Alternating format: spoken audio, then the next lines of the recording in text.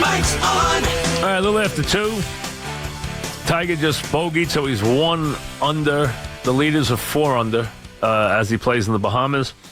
We'll have Gary Bettman, the commissioner of the NHL, coming up as tomorrow, Football Friday, with all the trimmings, all the guests, predictions, and everything else, and a visit from Don Mattingly. College football weekend as we set up the playoff after this weekend. So everyone's wondering what the machinations are going to be on championship weekend. You have the announcement today that Barrett will play for Ohio State. Ohio State is 6.5-point favorite over Wisconsin. You have Clemson a 10-point favorite over Miami in the ACC championship game. You have Oklahoma a 7-point favorite over TCU in the Big 12. Their quarterback on the cover of SI this week. You have Auburn a 2.5-point favorite over Georgia. Auburn has beaten Georgia and Alabama in recent weeks.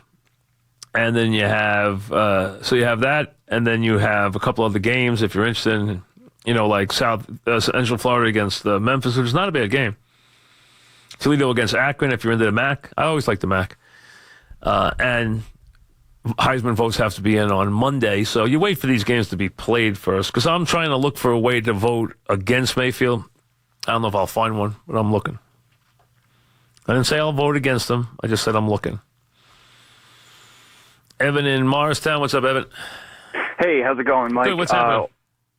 Good. I just wanted to bring up the fact that Carl Banks was kind of expressing his distaste towards the way Eli was treated by the organization, and I thought it was kind of surprising to see Snacks Harrison kind of, he kind of gave some negative feedback towards it, basically saying that, he hasn't been confronted on it, or the defense. Carl Banks hasn't approached anyone. It just kind of seemed aggressive and kind of out of character. Well, for him first to call of all, out. It's not Carl Banks' place to get effort out of the current Giant team. Carl Banks is a Giant player of enormous importance.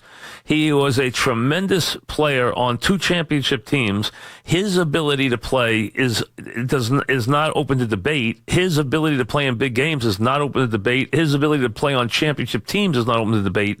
So Snacks should just forget about it. The idea that Carl can't say that players haven't given effort, first of all, Carl Banks has been around football his whole life. Plus, he was a terrific player. Number 2, he says, well, I've never seen Banks confront one of our players. Why would Carl confront a player about whether he's given effort or not? That's not his place. Right. He's not part of the team. If Carl Banks was on the team, then he can go confront one of his teammates.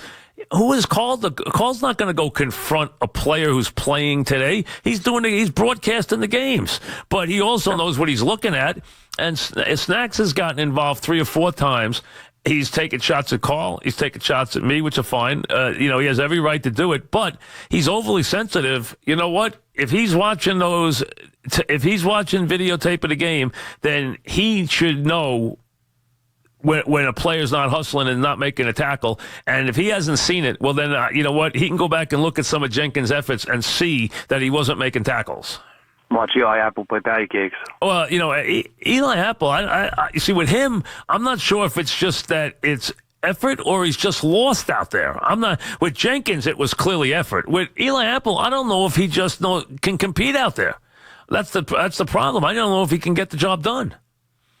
So with him, he just might not be that good. We know Jenkins can play. The question is was his heart in it? It clearly wasn't. Jamie in Connecticut. What's up, Jamie? Hey, Mike. Thanks for taking the call. What's happening? And last time I called, I gave you the sappy congratulations, right. So I'll spare you on thanks. for. That's okay. Yeah. Your prediction on something, which is, ever since Aaron Rodgers' ascension and then until Peyton Manning's retirement, you kind of had the Mount Rushmore in chronological order of Peyton, Brady, Breeze, and Rodgers as kind of considered the Mount Rushmore of modern quarterbacks. Some people might put Big Ben in theirs.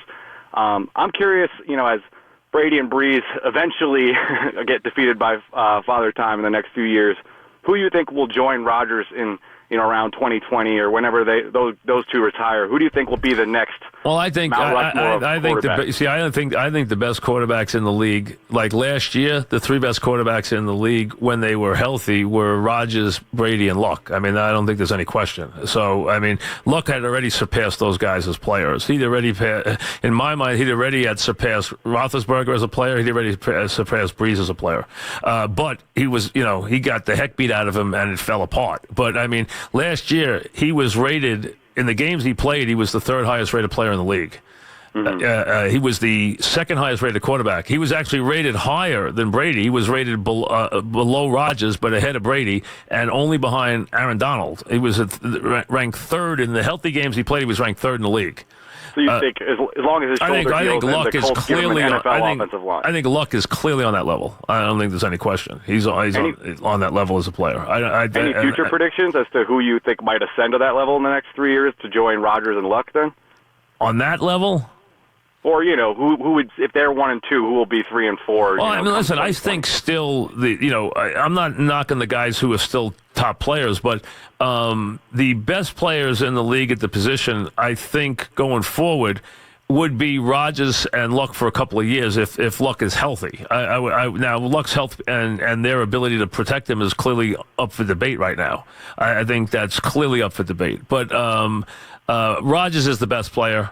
He's the best player, I think, by a pretty solid margin. As a matter of fact, I think he's as talented as any player I've ever seen at the position. He's not the most accomplished player at the position. He doesn't have Tom's resume. He doesn't have, a lot of players' resumes. But I think physically he's as talented as anybody I've ever seen at the position. I mean, I think he's that good because his mobility and his accuracy on the move are scary. I mean, they really are. His ability to throw on a move is just incredible. It really is. And to improvise, his ability to improvise. But, I mean, the next player, you must have a player in mind. Who is he? Well, I don't. I actually was thinking about I'd call FAN and see if I could while you're still here, get a few different people's predictions, and then a few years from now, kind of just check back do you have someone in mind you're talking about? No, I mean, I could see people picking Wilson just because he already has a resume of Super Bowls. Wilson's an interesting player in that he has a knack for the big play. He's not a great pocket passer, but he does make a tremendous amount of big plays on the move. That's what he does. He's a very good big play player. He really is, and not the greatest, pocket player. You've gotten a lot of productivity out of a bunch of guys for years who are getting old now. Whether you're talking about Brady, Breeze, Roethlisberger, Manning, Rivers, all those guys have been staples in this league for a very long time, and they're coming to the end of the road. So you need a new generation of quarterbacks now that move in. Rodgers is clearly the guy. Luck is firmly established if he's healthy. Obviously, his health and they're questionable, and really the whole status with him and that team now comes into play. If I was going to, Wilson clearly is a guy who's considered a top offensive leader. You're going to put there. Past that, if I was going to say of the young ones, I would say... Yeah, who do you think is going to rise up? They're not there yet, but who's going to maybe ascend? Stafford has a chance to be really good. He has the arm. The team around him has to get better. I think I think he's an interesting one. I think he can be a very good player. Matt Ryan's never going to be, I think he's going to be solid. I don't think he's ever going to be spectacular, but clearly good enough to win with. I don't think there's any question about that. Yeah. Wentz looks like he has the ability to be a star. I mean, Wentz, look, I'm not sure about Goff yet, but Wentz, I would say for sure, has, of the young quarterbacks, has the look of a guy who could clearly be a star. Watson showed some very interesting things in the short time he played. It's just that the way they played him, to me, left him open to injury, and it didn't take long for injury to follow. So, and that wasn't an injury he got on his own. That was an injury he suffered the week before in Seattle. That injury, they thought, was one that he just got in space, but really he had injured the knee, they said, the week before on a hit he took in Seattle. So, the question was, the daring way they were going to use his legs was going to make him very vulnerable. The question was whether he could maintain. So I think he becomes an interesting one from a standpoint of whether he could really handle it physically. I'm not as high on Mariota as some people are. I think he's okay, but I think all of it has to be done off play action. Dalton and Flacco have been bitter disappointments in that they've both gone backwards. They really have. And the other one you would put on that level as emerging but has taken a little step back this year would be Carr. Carr would be the other guy with Stafford that you would put on that emerging level. Those would be the two guys. Carr, a lot of people put there this year, but he's backed up a little bit. Stafford, the team around him hasn't played as well, and I don't know if he's completely over.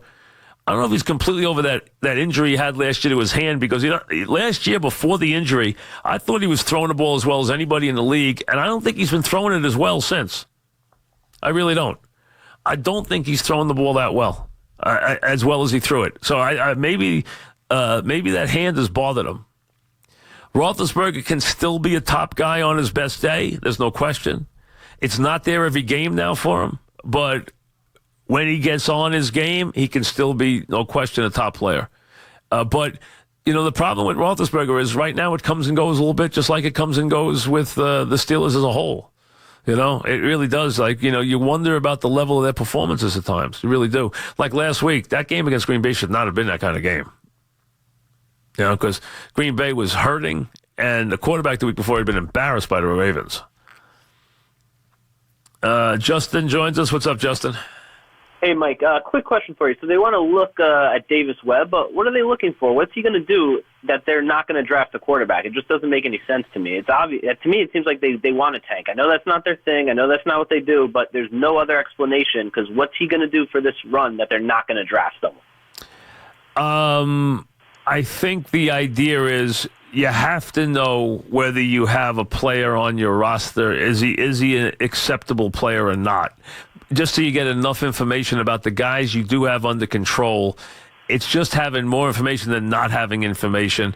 You're but right. They bring someone in, they're gonna play him right away. Well, what are you saying? You don't know that if Webb. There are guys who are drafted in Webb's round who light it up. So you don't know that he would automatically beat Webb out. That's not fair. You haven't even seen Webb play yet. So the idea that you're just saying the first round guy has to beat out him because he wasn't a first round guy, it doesn't work that way. I don't get the point. I just think it proves that they're trying to tank without saying, because otherwise I just don't get it. I just don't see what are they going to see in Davis. They're still going to take someone. If they take someone, eventually that's going to be the quarterback of the future. But wait a second. But there's a lot of things, Justin. What you're not getting is, I play Webb for 3 games and he plays well.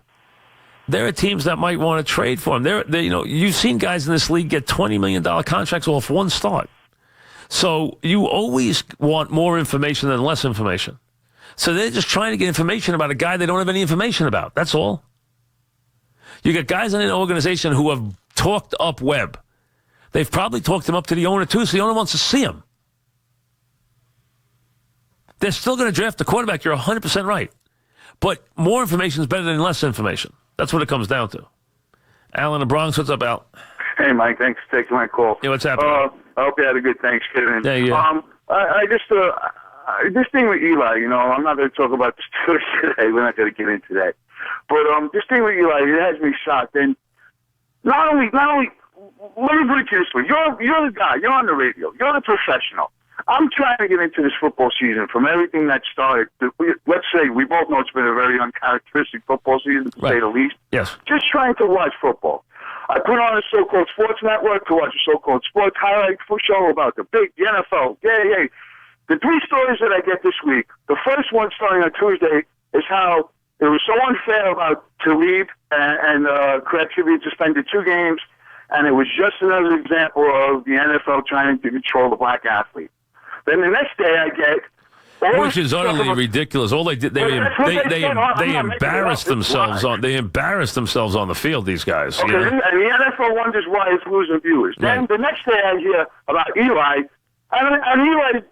all of a sudden it's like, hey, listen, Eli deserves to be benched, and more importantly, let's not disrespect Gino. He's a man, just like Eli's a man.